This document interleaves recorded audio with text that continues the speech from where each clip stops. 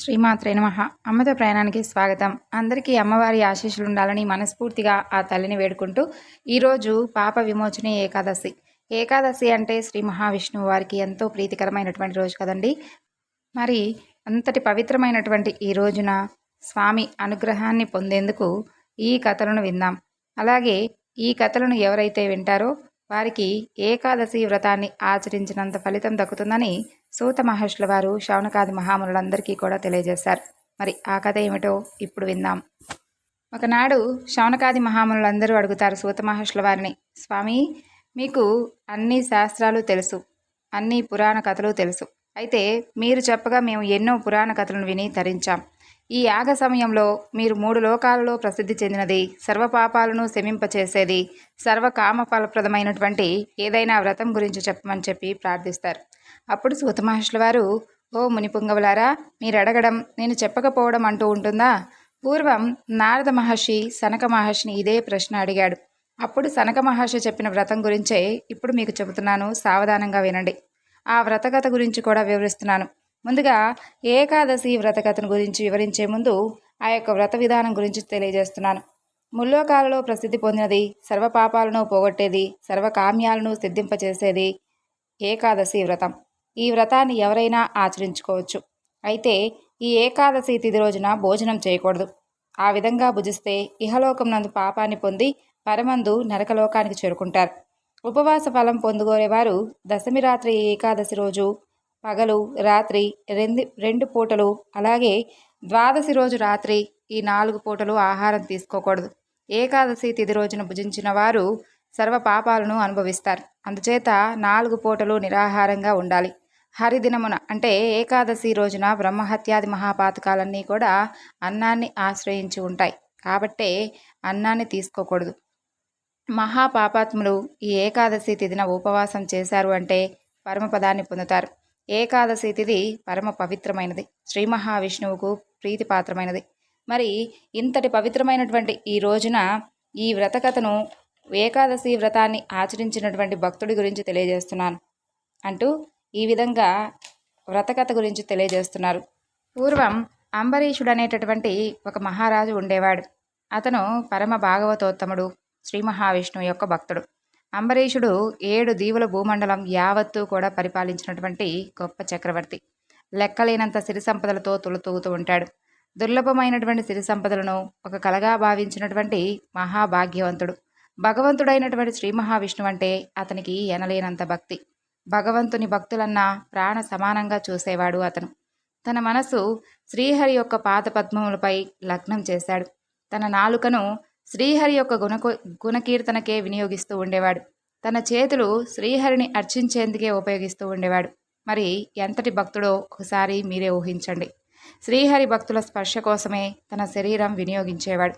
తన నేత్రాలు శ్రీహరిని చూసేందుకోసం ఉపయోగించేవాడు. తన పాదాలు హరిక్షేత్రాలను దర్శించేందుకు ఉపయోగించేవాడు. ఈ విధంగా అతను ఎంతో పరమ భాగవతోత్తముడు. తన కర్మలన్నీ శ్రీహరికే సమర్పించాడు. కోరికలు లేకుండా కర్మలను ఆచరించాడు. శ్రీహరి భక్తులైన బ్రాహ్మణులు ఏ విధంగా చెబితే ఆ విధంగా రాజ్యాన్ని పరిపాలిస్తూ ఉండేవాడు.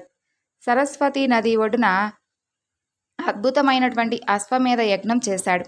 అయితే ఆ యజ్ఞానికి ఆధ్వర్యులుగా వశిష్ఠుడు, అసితుడు, గౌతముడు ఇలా మొదలైనటువంటి మహా ఋషులు వ్యవహరించారు. పరిపూర్ణంగా భూరి దక్షిణలతో యాగాన్ని పూర్తి చేశాడు.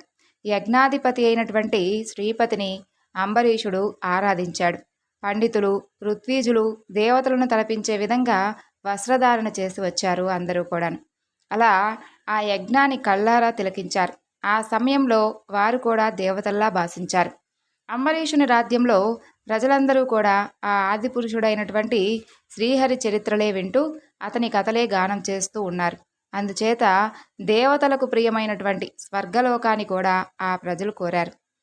ఇక తమ హృదయంలో శ్రీహరిని దర్శిస్తూ ఇతర భోగాల వైపుకు మనసు పోనీయకుండా మహదానందాన్ని పొందుతూ ఉన్నారు. ఈ విధంగా అంబరీషుడు భక్తితత్వంతోనూ స్వధర్మాన్ని పాటిస్తూ రాజ్యాన్ని పరిపాలిస్తూ ఉన్నాడు. సిరి సంపదలు, సేవకులు, భార్య, పిల్లలు ఇలా అన్నీ అసత్యమే అని చెప్పి భావించినవాడు. అంతటి నిరంతర భక్తికి ప్రసన్నుడైనటువంటి శ్రీహరి అతన్ని రాజ్యాన్ని రక్షించడానికి తన సుదర్శన చక్రాన్ని నియమించాడు. అంబరీషుని భార్య శీలవతి. భార్యాభర్తలిద్దరూ కలిసి ద్వాదశి వ్రతాన్ని 1 సంవత్సరం చేశారు. భక్తి శ్రద్ధలతో శ్రీహరిని ఆరాధించారు. తరువాత వ్రతం పూర్తి అయిన తర్వాత కార్తీక మాసంలో 3 రాత్రులు ఉపవాసం కూడా ఉన్నాడు. ద్వాదశి రోజు యమునా నదిలో స్నానం చేసి మధువనంలో శ్రీహరిని అర్చించాడు. సర్వోపచారాలతో మహాభిషేకాన్ని విధి విధానంగా చేసినటువంటి గొప్ప భాగవతోత్తముడు. బ్రాహ్మణులని సిద్ధులను పూజించాడు. అయితే బ్రాహ్మణులకు కూడా ఎన్నో దానాలు కూడా చేసినవాడు ఈ అంబరీషుడు. వాటితో పాటు షడ్రశోపేతంగా బ్రాహ్మణులందరికీ కూడా అన్న సమారాధన చేశాడు. వాళ్ళ అనుమతి తీసుకొని పారణ చేయడానికి ద్వాదశి గడియలు వెళ్లకుండా భుజించాలన్నమాట. అంటే పారణ అంటే ఈ విధంగా ఆ పారణకు కూడా సిద్ధపడ్డాడు. సరిగ్గా అదే సమయానికి దూర్వాస మహాముని అతిథిగా అక్కడికి వస్తాడు. అతన్ని చూడగానే లేచి నమస్కరిస్తాడు అంబరీషుడు. ఆసనాన్ని నియమించి కూర్చుండబెడతాడు. విధి విధానంగా అతిథి పూజను చేస్తాడు. పాదాభివందనం చేసి భోజనానికి ఆహ్వానిస్తాడు.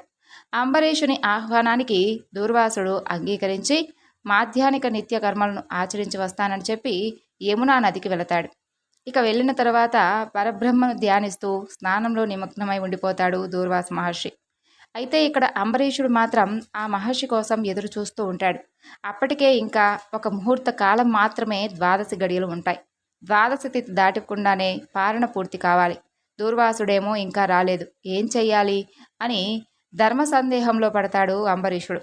ద్వాదశి తిథి దాటిపోతే ఇంతవరకు చేసినటువంటి ఆ యొక్క ఏకాదశి వ్రతమంతా కూడా చెడిపోతుంది కదా. అలాగే అతిథిని విడిచిపెట్టి భోజనం చేయడం అధర్మం అవుతుందని చెప్పి ఆలోచిస్తూ ఉంటాడు. ఇప్పుడు అతనికి ఏం చెయ్యాలో చెప్పమని చెప్పి అక్కడ ఉన్నటువంటి అందరినీ, అంటే బ్రాహ్మణులు ఉన్నారు కదా, వాళ్ళందరినీ కూడా అడుగుతాడు. అతిథిని విడిచి భోజనం చెయ్యాలా, ద్వాదశి గడియలు అయిపోయాక భోజనం చేయాలా? 2 దోషాలే. ఇప్పుడు ఏం చేస్తే పాపం రాకుండా ఉంటాయో చెప్పండి అని అడుగుతాడు. నీళ్లు తాగితే భోజనం చేసినట్లు అవుతుంది, చేయనట్లు అవుతుంది అని వేదవచనం. అందుచేత నీళ్లు తాగి వ్రతం పూర్తి చేస్తాను అంటాడు అంబరీషుడు. బ్రాహ్మణుల అనుమతి తీసుకొని శ్రీహరిని ధ్యానించి నీళ్లు మాత్రం తాగి పారణ పూర్తి చేస్తాడు. ఆ తరువాత దుర్వాసముని కోసం ఎదురు చూస్తూ కూర్చుంటాడు అంబరీషుడు. స్నానాది మాధ్యానిక నిత్యకర్మలను అనుష్ఠించుకొని యమునా నది నుండి దుర్వాస మహాముని తిరిగి వస్తాడు. అంబరీషుడు ఎదురెళ్ళి స్వాగతిస్తాడు. అయితే దుర్వాస మహాముని అంబరీషుని చూడటంతోనే పారణ పూర్తి చేశాడు అనేటటువంటి అనుమానం కలుగుతుంది. ఇక వెంటనే తన దివ్య దృష్టితో తెలుసుకుంటాడు. అప్పటికే ఆకలితో నకనకలాడుతూ ఉంటాడు దూర్వాసుడు. దాంతో అంబరీషుడు పారణ పూర్తి చేశాడని తెలియడంతోనే రుద్రుడైపోతాడు. ఇక ఇక్కడ అంబరీషుడు వణికిపోతూ ఉంటాడు. చేతులు జోడించి నిల్చొని ఆ అంబరీషుణ్ణి మహాకోపంతో చూస్తూ ఉంటాడు ఈ యొక్క దుర్వాస మహర్షి. అందరినీ చూస్తూ ఇలా అంటాడు, వినండి, ఈ క్రూరుడు ధనమదం చేత ఉన్నాడు. భగవంతునిపై ఇసుమంత భక్తి కూడా ఇతనికి లేదు. మహాత్ముడనని విర్రవీగుతున్నాడు. ధర్మాన్ని కాపాడవలసినటువంటి ఈ రాజు ధర్మాన్ని నాశనం చేశాడు. నేను అతిథిగా వచ్చాను, నన్ను భోజనానికి ఆహ్వానించాడు. నాకు భోజనం పెట్టకుండానే తానెలా తింటాడు? అసలు తిన్నాడు కదా. అంబరీష, నువ్వు చేసినటువంటి ఈ యొక్క అధర్మ కార్యానికి ఫలం ఇప్పుడే అనుభవిస్తావు అంటూ రుద్రుడైపోతాడు. తన జటంలో నుండి ఒక జడపాయి ఊడదీస్తాడు. అందులో నుండి కృత్య పుడుతుంది. అంబరీషుణ్ణి హతమార్చడం కోసం ఆమెను పుట్టించాడు. ప్రళయాగ్నిలా మంటలు కక్కుతూ పెద్ద కత్తి పట్టుకొని ఆ కృత్య అంబరీషుని మీదకు వెళుతుంది. ఆ కృత్య నడుస్తూ ఉంటే భూమి మొత్తం కంపిస్తూ ఉంటుంది. ఆ కృత్యను చూసి అంబరీషుడు కించిత్ కూడా చెలించలేదు, అడుగు వెనక్కి కూడా వేయలేదు. పురుషోత్తముడైనటువంటి ఆ యొక్క శ్రీహరి తన భక్తుని రక్షించడం కోసం ముందుగానే సుదర్శన చక్రాన్ని నియమించాడు. ఆ సుదర్శన చక్రం దూసుకువచ్చి దుర్వాసుడు ప్రయోగించినటువంటి ఆ యొక్క కృత్యను బూడిద చేసేస్తుంది. అక్కడితో ఆ సుదర్శన చక్రం ఆగలేదు, దూర్వాసుడి మీదకు కూడా తిరగబడుతుంది. తాను ప్రయోగించినటువంటి ఆ కృత్యను బూడిద చేసి ఆ సుదర్శన చక్రం తన మీదకు రావడం చూస్తాడు దుర్వాసుడు. ఇక పంచి ఎగ్గొట్టి ప్రాణాలు అరచేత పట్టుకొని పరిగెడతాడు. అయినా ఆ సుదర్శన చక్రం మాత్రం ఆ దుర్వాసుని వెంటపడి తరుముతూ ఉంటుంది. సుదర్శన చక్రం అలా వెంటాడుతూనే ఉంటుంది. దూర్వాసుడు సుమేరు పర్వత గుహల్లోకి దూరడానికి పరిగెడతాడు. అయినా కూడా సుదర్శన చక్రం వదలలేదు. అలా అన్ని దిక్కులకు పరిగెడతాడు. భూమి, ఆకాశం, అధోలోకాలు, సముద్రాలు, లోకపాలకులు, లోకాలు, స్వర్గము, ఊర్ధ్వలోకాలు, ఇలా అన్ని చోట్లకు పరిగెడతాడు. తర్వాత ఎక్కడికి పరిగెత్తినా ఆ సుదర్శన చక్రం అతన్ని మాత్రం విడిచిపెట్టలేదు. ఎక్కడికి పడితే అక్కడికి నిప్పులు కక్కుకుంటూ అతన్ని వెంటాడుతూ వెళ్తుంది. ఇంకా ఎక్కడికి వెళ్ళాలో అతనికి అర్థం కాలేదు. ఎవ్వరూ రక్షించేవారు లేరు. ఇక నీరు గారిపోయాడు దుర్వాసుడు. నిశ్చేష్టుడై రక్షించు రక్షించు అంటూ బ్రహ్మదేవుడి దగ్గరకు పరిగెడతాడు. బ్రహ్మదేవా, స్వయంభువుడవు నువ్వు, ఈ తేజోవంతమైనటువంటి ఈ చక్రం నుండి నన్ను రక్షించు అని అంటాడు. అది నా వలన కాదు దుర్వాస అని అంటాడు బ్రహ్మదేవుడు. నా పూర్వార్ధ పరార్థములు ఆయువు పూర్తి కాగానే కాలాత్ముడైనటువంటి ఆ శ్రీహరి ఈ సృష్టిని సంహరించాడు. విశ్వం నాశనం చేయడానికి సంకల్పిస్తాడు. కనురెప్పపాటులో ఈ విశ్వము, నా బ్రహ్మలోకము అతనిలో నీలమైపోతాయి. దక్షుడు, భృగువు ఇలా మొదలైనటువంటి ప్రజాపతులు, నేను, పరమేశ్వరుడు, దేవతలు అందరూ కూడా అతని ఆజ్ఞతో లోకహితం కోసం పనిచేస్తున్నాం. బ్రహ్మదేవుడు తన వల్ల కాదనడంతో కైలాసం శివుడి దగ్గరకు పరిగెత్తాడు దూర్వాసుడు. తరువాత పరమేశ్వరుడు కూడా అలాగే చెబుతాడు. దుర్వాస, శ్రీ మహావిష్ణువు యొక్క సుదర్శనం నేను అడ్డగించగలనా? బ్రహ్మ, అనంతకోటి బ్రహ్మాండాలు, జీవకోట్లు అతను ఎన్నో సృష్టించాడు. అతన్ని కాదని మేము ఏమీ చేయలేము. నేను సనత్కుమారుడు, నారదుడు, బ్రహ్మ, కపిలదేవుడు, దేవలుడు, ధర్ముడు, అసురి, మరూచి ఇలా మొదలైన వారందరూ కూడా సిద్ధేశ్వరులు ఎవ్వరూ కూడా శ్రీహరి మాయను తెలుసుకోలేరు. ఇది సుదర్శన చక్రం, శ్రీహరి ఆయుధం. మా వంటి వాళ్లకు కూడా కష్టతరమైనది. దానిని నీవే శరణు వేడుకోవాలి.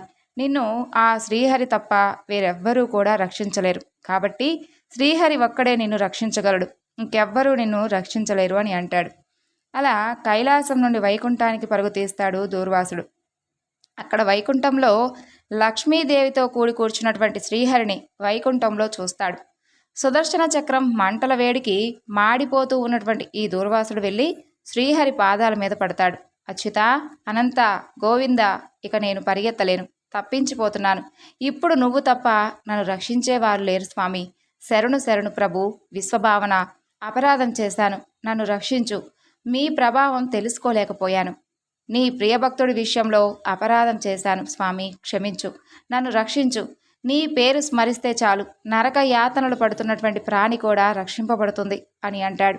ఇక శ్రీహరి గంభీరమైనటువంటి స్వరంతో, దూర్వాస, నేను ఎల్లప్పుడూ భక్తపరాధీనుణ్ణి. నాకు స్వాతంత్ర్యం ఏమీ లేదు. నా మనసు నా భక్తుల చేతుల్లో ఉంటుంది. నా భక్తులు నన్ను ప్రేమిస్తారు, నేను నా భక్తులను ప్రేమిస్తాను. నా భక్తులకు నేనొక్కడినే ఆధారం. అందువలన నా భక్తులను కాదని నా లక్ష్మిని, చివరికి నన్ను నేను కూడా విడిచిపెట్టుకొని ఉండలేను. కాబట్టి భార్య, పుత్రులు, ఇల్లు, వాకిళ్ళు, తల్లిదండ్రులు, ధన, ప్రాణాలు, ఇహపరాలు అన్నీ వదులుకొని నన్నే ఆశ్రయించినటువంటి నా భక్తులను నేనెందుకు వదులుకుంటాను?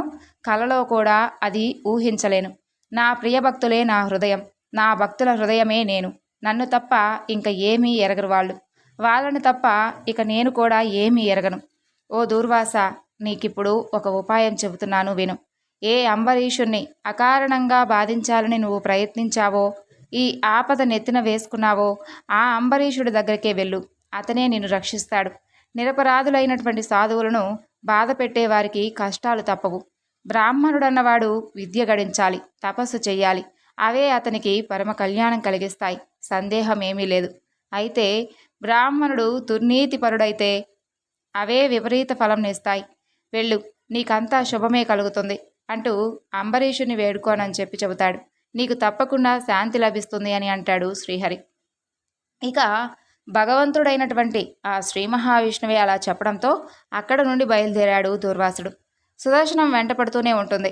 ఆ సుదర్శన చక్ర మంటల్లో మాడిపోతూ దుఃఖిస్తూ వచ్చి అంబరీషుని పాదాల మీద పడతాడు. దూర్వాసుడు అంతటి మహర్షి తన పాదాలు పట్టుకోవడంతో సిగ్గుపడతాడు అంబరీషుడు. అతని హృదయం కరిగిపోతుంది. చటుక్కున లేస్తాడు. సుదర్శన చక్రాన్ని స్తోత్రం చేస్తాడు. సుదర్శన చక్రమా, నీవు ఎంతో తేజోవంతుడివి. నీవే సూర్యుడివి, నీవే చంద్రుడివి. భూమి, ఆకాశం, జలం, వాయువు ఇలా 5 తన్మాత్రయాలు, సర్వేంద్రియాలు అన్నీ నీవే. శ్రీహరికి ప్రియమైనటువంటి ఆయుధానివి నీవు. 1000 అంచులు కలిగినటువంటి మహాచక్రానికి నీకు నమస్కరిస్తున్నాను. సర్వాస్త్రాలను సంహరిస్తావు, పృథ్వీవి. అలాగే సుదర్శనమా, ఈ బ్రాహ్మణుని కూడా రక్షించు స్వామి, ఇతనికి శుభాన్ని కలగజేయి. ఇలా పలు విధాలుగా పదే పదే వేడుకుంటాడు. నేను యజ్ఞాలు, యాగాలు మొదలైనటువంటి పుణ్యకర్మలు చేసిన వాడిని అయితే బ్రాహ్మణ పరాయణుడిని అయితే, మంచి కులంలో జన్మించి ఉంటే దుర్వాసముని దుఃఖం నుండి విముక్తుడు కావాలి. సర్వగుణాశ్రయుడు, సర్వభూత బాంధవుడు అయినటువంటి శ్రీహరి ధర్మం వలన మా మీద ప్రసన్నుడైతే ఈ దూర్వాసముని దుఃఖం నుండి విముక్తి కావాలి. అంబరీషుడు ఇలా స్తోత్రం చేయడంతో ఆ సుదర్శన చక్రం శాంతిస్తుంది. సుదర్శన చక్రం మంటల నుండి విముక్తుడు పొందుతాడు ఆ దూర్వాస మహర్షి. వెంటనే దూర్వాసుడు అంబరీషుణ్ణి పదే పదే అభినందించి ఆశీర్వదిస్తాడు. రాజా, శ్రీహరి భక్తి మహిమలను కల్లారా చూశాను. నేను నీకు అపకారం తలపెట్టినా నువ్వు మాత్రం నాకు క్షేమమే చేశావు. నీవు భక్తవత్సలుడవు. శ్రీహరిని స్వాధీనం చేసుకున్న వారికి సాధ్యం కానిదంటూ ఏదీ ఉండదు. ఎవరి మంగళమైనటువంటి నామాన్ని విన్నంత మాత్రం చేతనే పాపాలన్నీ కూడా పటాపంచలైతాయో ఆ భగవంతుని పాద పద్మాలు సేవించిన వారికి దుర్లభమైనది ఏదీ కూడా ఉండదు కదా. ఇక కరుణాహృదయుడవు నువ్వు నన్ను అనుగ్రహించావు. నా అపకారం లెక్క చేయకుండా నా ప్రాణాలను కాపాడావు అని అంటాడు దూర్వాసుడు. తర్వాత అలా దూర్వాసుడు పరిగెత్తడం ప్రారంభించినప్పటి నుండి తిరిగి వచ్చే వరకు భోజనం చేయలేదు ఈ అంబరీషుడు. దూర్వాసుడు తిరిగి వస్తాడని అంతవరకు ఎదురు చూస్తూ ఉంటాడు. సుదర్శన చక్రం శాంతించి తిరిగి వెళ్ళేదాకా దూర్వాసుడి పాదాలు పట్టుకొని అతన్ని ఓదారుస్తాడు. షడ్రశోపేతంగా భోజనం పెడతాడు. అతిథి సత్కారాలన్నీ చేస్తాడు. తృప్తి చెందుతాడు. అప్పుడు దూర్వాసుడు, రాజా, నువ్వు కూడా భోజనం చెయ్యి. పరమ భక్తుడవు నీవు. నీ దర్శనం వలన, నీ స్పర్శ వలన, నీతో మాట్లాడటం వలన, నీ ఆతిథ్యం వలన పరమానందం కలిగింది. స్వర్గలోకంలో దేవతా స్త్రీలందరూ నా చరిత్రను పదే పదే గానం చేస్తూ ఉంటారు. లోకమంతా నిన్ను కీర్తిస్తుంది. అలా అంబరీషుని అనేక విధాలుగా మెచ్చుకొని అతని అనుమతిని పొంది ఆకాశ మార్గాన దూర్వాసుడు బ్రహ్మలోకానికి వెళ్ళిపోతాడు. సుదర్శన చక్రం వెంట తరిమి దూర్వాసుని ముల్లోకాలను తిప్పిస్తుంది. ఆ మహర్షి తిరిగి అంబరీషుని దగ్గరికి వచ్చేసరికి సరిగ్గా 1 ఏడాది కాలం పడుతుంది. అంతవరకు కేవలం మంచినీళ్ళనే తాగుతూ ఉండిపోతాడు అంబరీషుడు. దూర్వాసుడు భోజనం చేసి వెళ్ళిన తర్వాత మిగిలినటువంటి ఆ పవిత్రమైనటువంటి ప్రసాదాన్ని భోజనం చేస్తాడు. తన వలన దూర్వాసుడు ఆపదలో చిక్కుకోవడం, తరువాత తన వలన ముక్తి పొందడం, ఇదంతా కేవలం శ్రీహరి మహిమే అని చెప్పి తెలుసుకుంటాడు అంబరీషుడు. శ్రీహరిపై ఉండేటటువంటి భక్తి ముందు బ్రహ్మలోకం కూడా గడ్డిపోచ అనిపిస్తుంది అతనికి. వార్ధక్యం వచ్చాక అంబరీషుడు విష్ణు భక్తులైనటువంటి తన కుమారులకు రాజ్యాన్ని అప్పగించి తపస్సుకై అడవికి వెళ్ళిపోతాడు. శ్రీహరిని ధ్యానిస్తూ జనన మరణ సంసార చక్రం నుండి విముక్తుడవుతాడు అంబరీషుడు. పరమ భాగవతోత్తముడైనటువంటి ఈ అంబరీషుని కథ ఏకాదశి రోజున చదివిన వారికి, విన్నవారికి ఆ శ్రీహరి కరుణా కటాక్ష వీక్షణలు కలుగుతాయి. హరి భక్తులవుతారు, మోక్షం పొందుతారు, ఇహపర సౌఖ్యాలను పొందుతారు అంటూ సూత మహర్షుల వారు శౌనకాది మహామునులందరికీ కూడా ఈ యొక్క అంబరీషుని యొక్క ఏకాదశి వ్రతకథ గురించి చక్కగా వివరించారు. ఆ తరువాత ఈ యొక్క ఏకాదశి వ్రతాన్ని ఆచరించినటువంటి మరొక భక్తుని గురించి తెలుసుకుందాం. పూర్వం ఒకానొకప్పుడు ధర్ముడు అనే ఒక బ్రాహ్మణుడు ఉండేవాడు. అతను ప్రతినిత్యము కూడా నిత్యకర్మానుష్ఠానం చేసి అగ్నిహోత్రాది కర్మలను ఆచరిస్తూ ఉండేవాడు. అతని భార్య సుశీల. ఆమె కూడా పరమ భక్తురాలు. వారికి సంతానం చాలా కాలం వరకు కలగలేదు. లక్ష్మీనారాయణుల దయవలన ఆమె గర్భం దాలుస్తుంది. నెలలు నిండి ఒక కుమారుని ప్రసవించి సుశీల కన్ను మూస్తుంది. అతను నిత్యకర్మానుష్ఠానానికి అగ్నిహోత్రాది కర్మలు చేసేందుకు అంతరాయం కలగకూడదు అనేటటువంటి భావంతో 2వ వివాహం చేసుకుంటాడు. అలా 1 ఏడాది తిరగకముందే ఆ ధర్ముడనేటటువంటి ఆ యొక్క కర్మిష్టి కూడా వైకుంఠానికి చేరిపోతాడు. వితంతువైనటువంటి 2వ భార్య దుర్ముఖి సవతి కొడుకును గారాభంగా పెంచసాగింది. ఆ బ్రాహ్మణ బాలుడు కొన్నాళ్లకు యుక్త వయసు రాగా వివాహం చేసుకుంటాడు. బ్రాహ్మణ బాలుడు హరిశర్మ భార్య క్షమ. ఇద్దరూ కూడా అన్యోన్యమైనటువంటి దాంపత్యం సాగిస్తూ ఉంటారు. అయితే వివాహం జరిగినటువంటి కొత్తలోనే ఏ సుఖాలు పొందకుండానే దుర్ముఖి భర్త మరణించడంతో ఆ సవతి కొడుకు హరిశర్మ అతని భార్య క్షమ సుఖంగా ఉండడం చూసి సవతి తల్లి ఓర్వలేకపోతుంది. ఆమె ఆ దంపతుల సుఖానికి నిరంతరం కూడా అడ్డు తగులుతూ ఉండేది. సవతి అత్తగారి పోరుపడలేక ఆ క్షమ ఆత్మహత్యకు సిద్ధపడి ఓ రాత్రివేళ నదీ తీరానికి చేరుకుంటుంది. అక్కడ ఆమెకు కొందరు దివ్య స్త్రీలు తమ భర్తలతో విహారానికి వచ్చిన వారు కనిపిస్తారు. ఆ దివ్య స్త్రీలు క్షమ యొక్క పరిస్థితిని చూసి దగ్గరకు వచ్చి ప్రశ్నిస్తారు. ఏమిటమ్మా, ఇక్కడి వరకు వచ్చావు? ఎందుకు వచ్చావు ఇక్కడికి? ఏమిటి నీకున్నటువంటి బాధ అని అడుగుతారు. అప్పుడు క్షమ తన కష్టాన్నంతా వారికి విన్నవించుతుంది. అందుకు వారు ఆ క్షమను ఓదార్చి దివ్య దృష్టితో సర్వము తెలుసుకుంటారు. ఇక నీవు గతంలో లక్ష్మీనారాయణుల యొక్క వ్రతాన్ని చేపట్టి ఉల్లంఘించినందువలన ఈ జన్మలో భర్త అనురాగానికి దూరమయ్యావు. పూర్వీకులు సంపాదించి పెట్టినటువంటి సిరి సంపదలు ఉన్నప్పటికీ కూడా దరిద్రురాలిగా నువ్విలా బాధపడుతూ ఉన్నావు. వెంటనే నువ్వు ఇంటికి వెళ్ళి ఆ యొక్క ఏకాదశి వ్రతాన్ని విధి విధానంగా చేస్తే కనుక నీకున్నటువంటి కష్టాలన్నీ పోతాయి అని చెబుతారు. అప్పుడు క్షమ వారు చెప్పిందంతా కూడా నిజమేనని చెప్పి తెలుసుకొని తిరిగి ఇంటికి వచ్చి ఏకాదశి రోజు ఉపవాసం ఉండి ఆ రోజు రాత్రి జాగరణ చేసి ద్వాదశి రోజు లక్ష్మీనారాయణులను ఎంతో భక్తి శ్రద్ధలతో పూజిస్తుంది. ఒక బ్రాహ్మణ దంపతులకు భోజనం పెడుతుంది. ద్వాదశి గడియలు దాటకుండా తాను భుజిస్తుంది. ఈ విధంగా ఒక ఏకాదశి వ్రతం చేయగానే సవతి అత్తగారు మనసు మార్చుకుంటుంది. తనకు లేని సుఖం తన సాటి ఆడపిల్లకైనా కలగాలని చెప్పి ఆలోచించి కోడలను ఎంతో ఆదరంగా చూసుకోవడం ప్రారంభించింది. అలా భర్త కూడా ఆమె పట్ల అత్యధికమైనటువంటి అనురాగంతో ఉండేవాడు.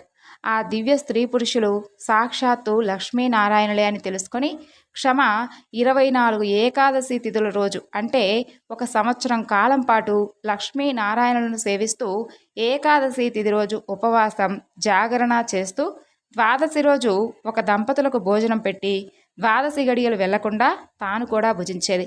ఈ విధంగా సంవత్సర కాలం పాటు చేసి ఆఖరిన ఉద్యాపన చేసుకుంది. అత్తగారి ఆదరము భర్త అనురాగము రోజు రోజుకి పెరగసాగాయి. ఒక ఉత్తమోత్తముడైనటువంటి బిడ్డకు కూడా తల్లయింది. ఆ దంపతులు బిడ్డతో కూడి సిరి సంపదలతో సుఖంగా ఏకాదశి వ్రతాన్ని తూచా తప్పకుండా ఆచరిస్తూ సంతోషంగా జీవించసాగారు.